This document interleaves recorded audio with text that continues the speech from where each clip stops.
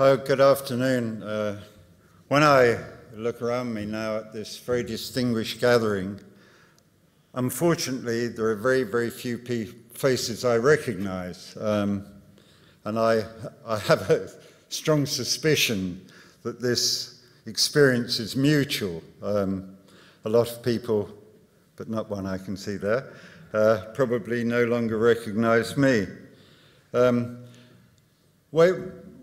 When I first came to work in Australia, I was a very frequent visitor to this city. And in those days, when I was writing regular criticism for The Australian, I had one minor claim to fame in Melbourne. Somebody told me that if conversation ever flagged at a polite dinner party in Melbourne, mere mention of my name was enough to get people fighting within minutes. So perhaps it is a function of a critic to be at least slightly controversial. But I seem to inflame opinion much more than I ever realised. But perhaps that was just in Melbourne, where they take an interest in the arts.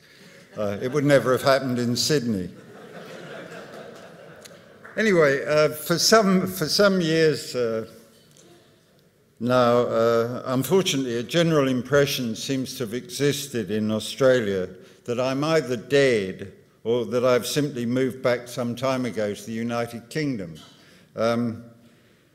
Well, I certainly appear to be standing here and about to address you. So I hope you'll agree that while such views about me may be prescient, they're not entirely accurate. The person you see is not therefore a ghost, but simply an example of an international cultural commentator who, over the years, has found himself increasingly marginalised in this country. And I must say that makes me very, very sad, because I came here with the highest of hopes, but eventually even the most optimistic spirit becomes forced to recognise that they might have made a slight mistake in taking a job in this country, about which I knew virtually nothing when I came here. What is equally sad is that I join a list of Britons and other Europeans engaged in the arts who seem to have learned this lesson the hard way. And I think here of fairly recent history at the Australian Ballet, at Opera Australia, and at the National Gallery of Australia. And I think all those people that I'm thinking of, and their names will be as familiar to you as to me, all came to Australia with the very highest hopes. And if we are going to employ people in Australia, I should stress that I'm now an Australian citizen, so I'm perfectly entitled to say we. If we're going to employ people from outside, give them a really fair run, and don't let's get into this sort of position where if people say things that make points that are unfamiliar to a lot of people about the arts and so on, then, you know, they're doing this for the benefit of the culture of the country. They're not coming here with the sole aim of being critical.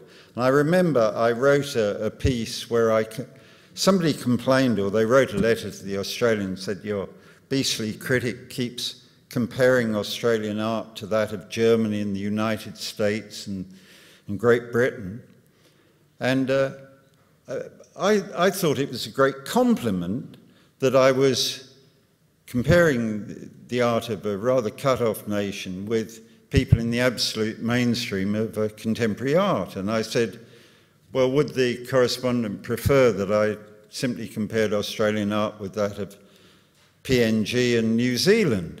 I mean, you can't win these kind of battles. And I wonder now, having been here for 16 years, what madness possessed me and a number of other people who came here to take up senior cultural posts, to think that we could exist, let alone succeed, in what I increasingly see as a somewhat parochial but also entrenched left-wing culture in the arts. And the other thing is that an illusion exists here that the rather often undemanding standards of performance in Australia put this country among the world's best. I mean, the function, the useful function of a critic is to make honest comment and to try to put a true sense of perspective. There are various people, when I first came here, I was amazed, not amazed, but, well, I was surprised that there were wonderful Australian artists I had never heard of. And I would now say that that was partly the responsibility of the inept performance of the Australia Council. I mean, it is the function of these bureaucratic bodies to try to make the very best of the culture of a particular country well known, well outside this country. And I used to, when I went to the Venice Biennale, I was always quick to go around the Australian pavilion and so on. And I remember thinking, is this really the best artist that Australia has in, like, I'm guessing at the year now, 1990 or somewhere around then, Jenny Watson. I really don't believe that was the case then. I mean, she was a pleasing enough artist, but very, very lightweight. And this is a great opportunity for people to showcase their natural talents and their natural art. And I think what I'm really here to say today is a little bit critical of the kind of culture, and particularly the bureaucratic culture, of the public patronage of the arts. I think it doesn't achieve what the public would like it to do, but that is not a case that is unique to Australia. Anyway, I was planning to talk today about what I see as the failure of a lot of public expenditure on the arts in Australia. And I've just read, as I was getting my own thoughts together, I read an article by Michael Connor in the June edition of Quadrant. And I thought he said it so much better than I ever could, that he makes me seem rather tame and possibly superfluous. What he does is sets out the problem, and I don't know whether, I'm sure there are lots of readers of Quadrant here, many of whom may have read the article. But Connor, and I'm familiar with his writing, he sets out with great clarity what the problems actually are. And unlike me, there can be no accusation that he's a beastly outsider. I think he's probably an absolutely true blue Australian. But his criticisms are very similar to my own.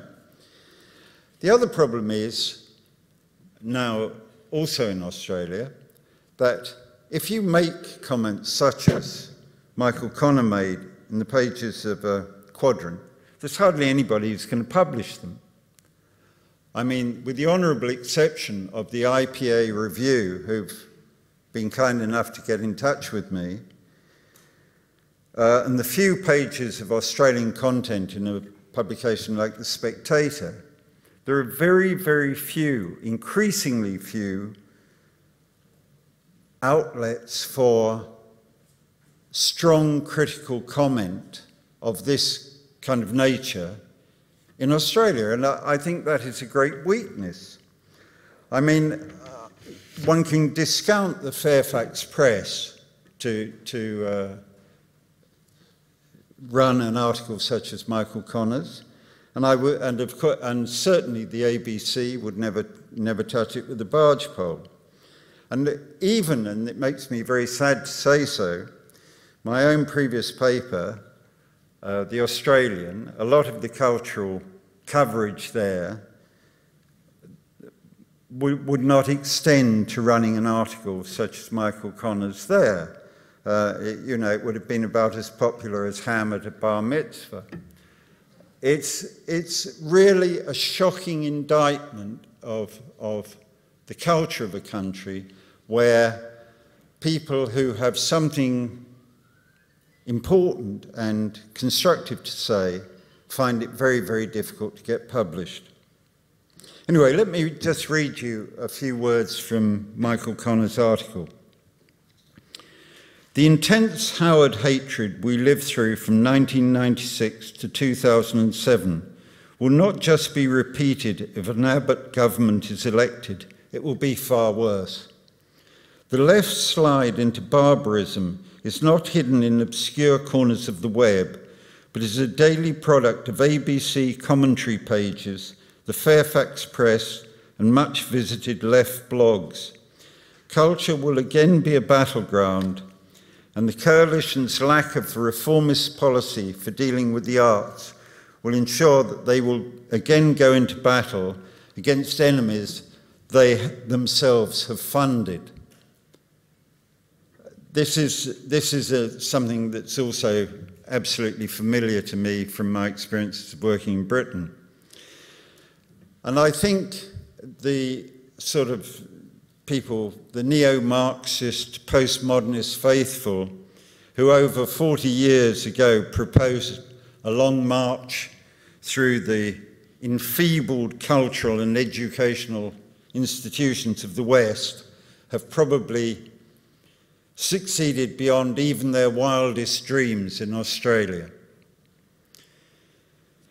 Michael Connor's article in the current edition of Quadrant is called Arts Policy and the Culture of Grovel. It throws light on just about every area of inept bureaucratic ideology of a kind which I first began to highlight and attack myself in the area of public patronage of the arts in Britain over 40 years ago. Anyway, this is a paragraph where Connor sums it all up. Government patronage of the arts produces politicised bureaucrats, not artists. Good intentions have produced a politicised left culture of grovel, elitism and stupidity. If the coalition is ever to do anything to free us from this, it needs analysis, discussion, policy planning and the will to introduce change. The culture wars highlighted a deep dissatisfaction with cultural institutions perverted by the left, a dissatisfaction felt by the broad community who shown instinctive distrust of our cultural malaise but did not present policy for dealing with the problems.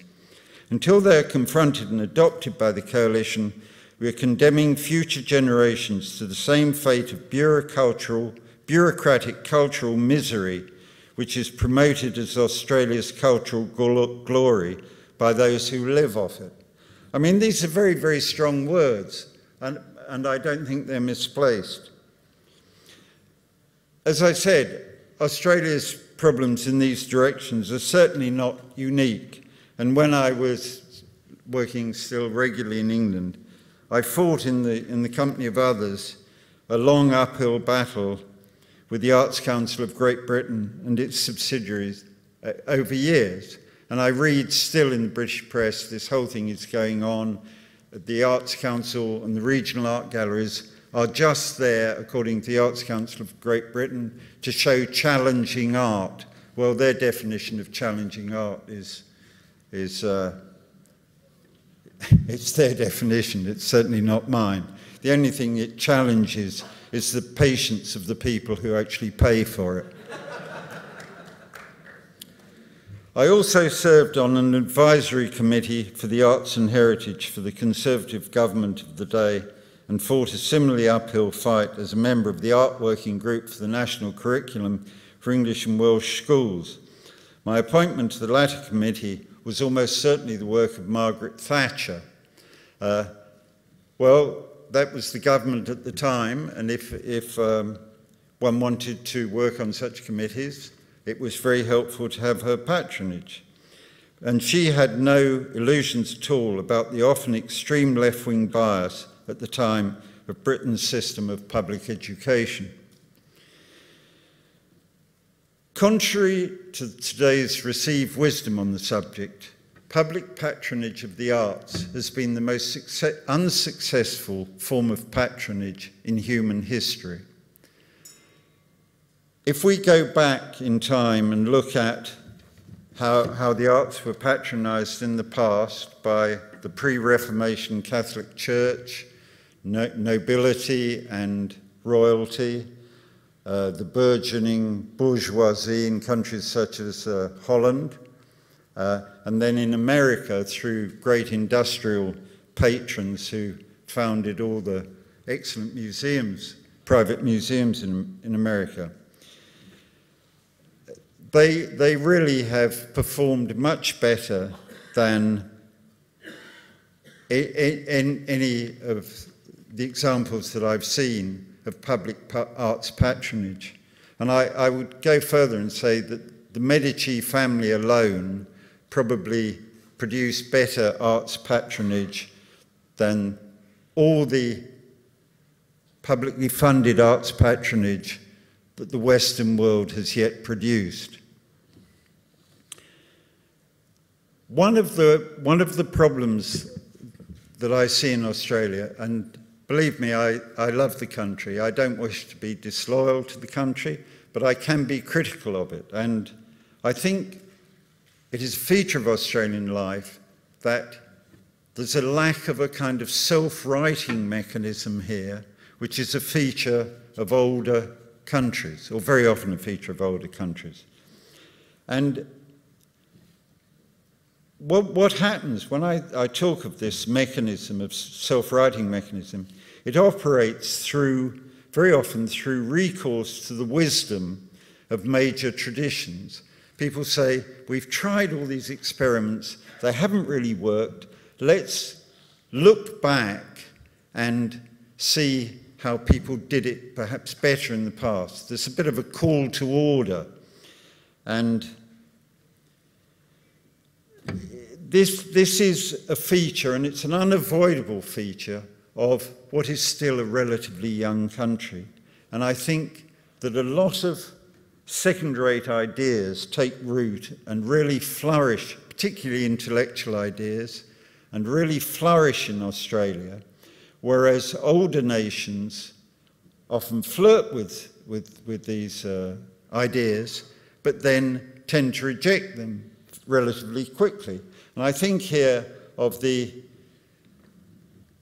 perhaps enormous influence in the academic world here of people like Foucault and Derrida, who were rejected by their own country of birth, not rejected, but were not considered of any great ongoing importance, whereas they were virtually worshipped in Australian universities. And I was giving a talk at the University of Sydney when Derrida, I think, spoke at Sydney Town Hall, and the whole audience, the tickets were all booked out by Sydney University.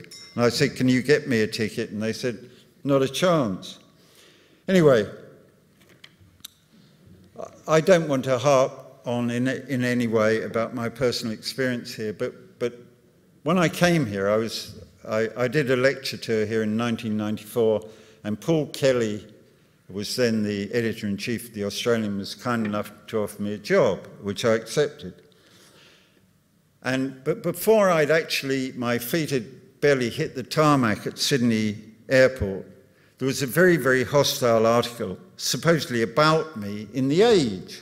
And I hadn't even written anything here yet, but somebody from The Age had got on to anybody who apparently didn't like me in Britain. And so this article was full of critical comment. I mean, they could have spoken to my former editors at The Spectator who would have given them a very, very different story. That is not a good thing. That is absolutely, you know, hitting below the belt, in my view. This was then followed when I actually went to work at the Australian, and I offered to work with my predecessor there, Elwyn Lynn, and I said, let's divide the duties amicably. And he said, no, I won't work with that appalling man, and he promptly resigned. Well, you know, opinions may be that I am an appalling man, but I really found that very disappointing. There was another critic there who actually refused to speak to me, and which made, you know, the sharing of our duties extremely difficult. Anyway, what I'm trying to say is that I think it's disappointing that with the best will in the world, people can come here and try to make a contribution to the culture of the country and find, in many ways, their best efforts rejected. I'd just like to say one last thing.